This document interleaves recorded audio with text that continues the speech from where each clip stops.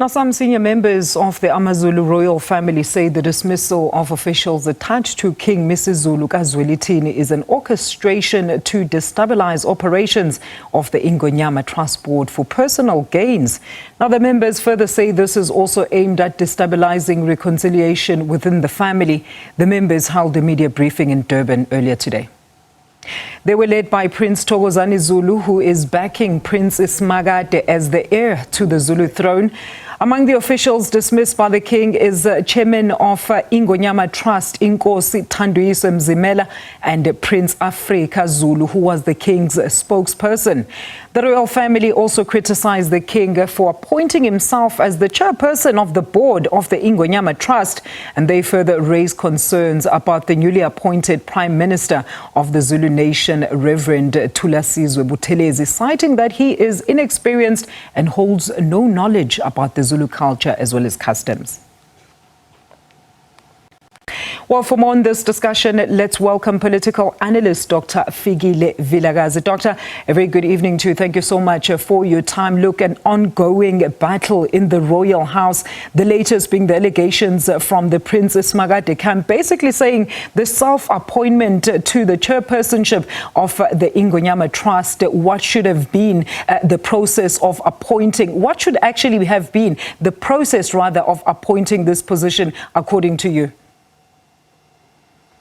Good evening, Alicia, and to viewers at home. I just want to point us to the Act, because Ingonyama Trust, as we know, is governed by what we know as Ingonyama Trust Act in South Africa, which is under the custodianship of the Minister of Land Affairs, Honourable Minister,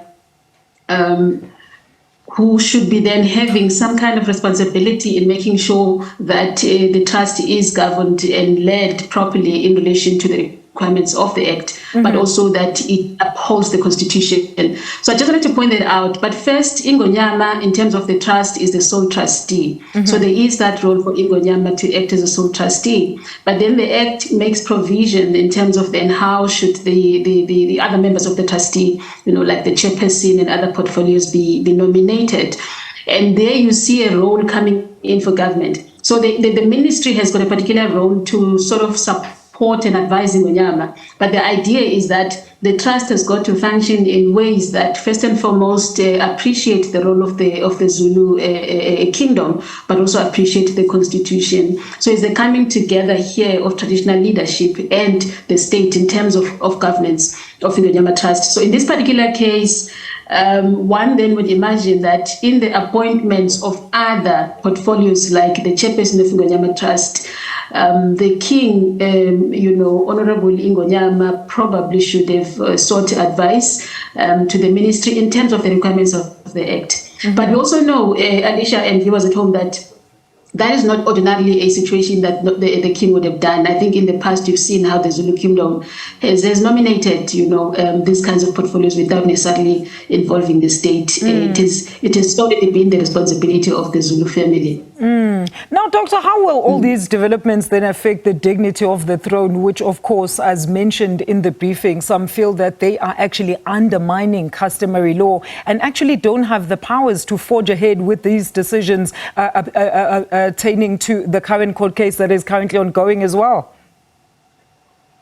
Look, I mean, the royal family already is under a state of turmoil, right? There's already a bit of noise that is happening. So what the king has done is just to deepen that crisis, and perhaps to the favor of his opposition, Umntwana, who is opposing the throne and challenging the throne, in that people in the family who are in the cohort of the opposition of the current king are going to use that to say the king is not necessarily having the power to rule.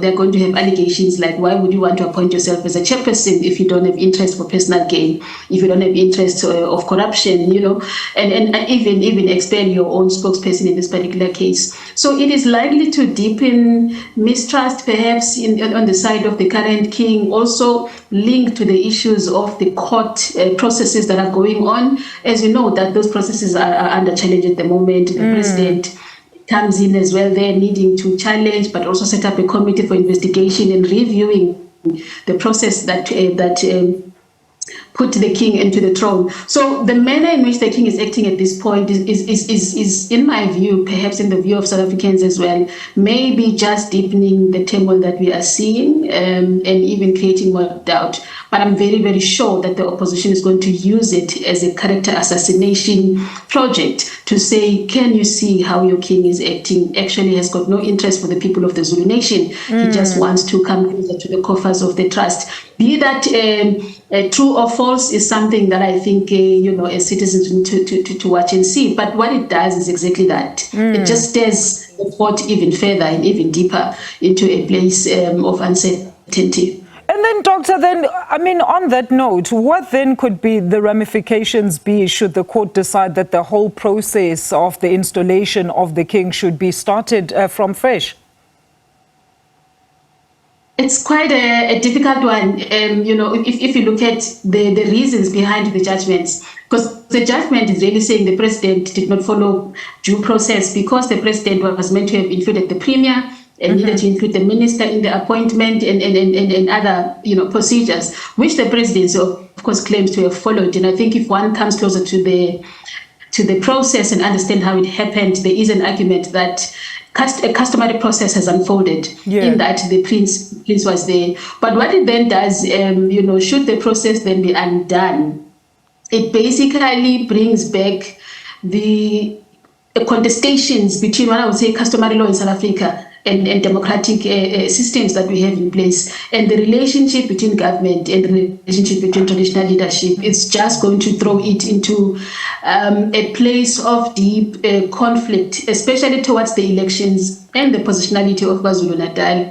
I think it just really complicates matters. The province is already under complication with the rising of Mkondo Wesizwe, knowing that everybody is gunning for the Zulu kingdom and its role in terms of the voter station and just in terms of winning, the province, what we call KwaZulu-Natal. So the royal family is very, very key on those issues. And I think if then this process is reinstated or started all over again, basically it vindicates the opposition to the king. It vindicates everybody that has been saying the king has not been put in place customarily in terms of the Zulu kingdom customs. So that is what it would do. And I think it will be something that would be said for the presidency, but at the same time really setting a tone about the fact that we have not done a lot of work as a nation in relation to the separation of powers between the state and the kingdoms and traditional leadership.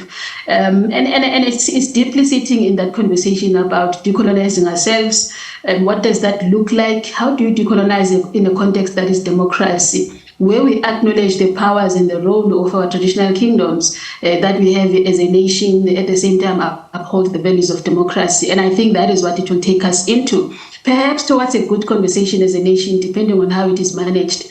A conversation that I think is necessary and long overdue to say, honestly, how do we decolonize ourselves as South Africans? How do we claim back that which has been taken? Alicia, and I'm saying this because citizens on the ground in this conversation of Ingonyama Trust and the Zulu Kingdom. I mean, it's not just the Zulu Kingdom. The Zulu Kingdom is just a symbol of many other kingdoms that we have and kingdoms that we have as a nation, right? In relation to the conversation of decolonization and deepening our democracy at the same time. So it will open up that conversation, perhaps to our favor as we enter 2024, signaling a new era to say something has emerged and something has changed and giving us an opportunity to revisit some of the negotiations around CODESA. As you know, the Ingonyama Trust issue emanates from those conversations. Right. So it will take us back there and revisit and review as a nation. So that review is not just of the kingdom, but of us as a nation. Interesting point there, Doctor, because I think even Reverend Buthelezi, when he was installed there, he did say that AmaKhosi or places of AmaKhosi should not be used as political tools. So we're going to leave it there. Unfortunately, we are out of time. Thank you so much for your contribution. That is political analyst Dr. Fikile Vilakazi.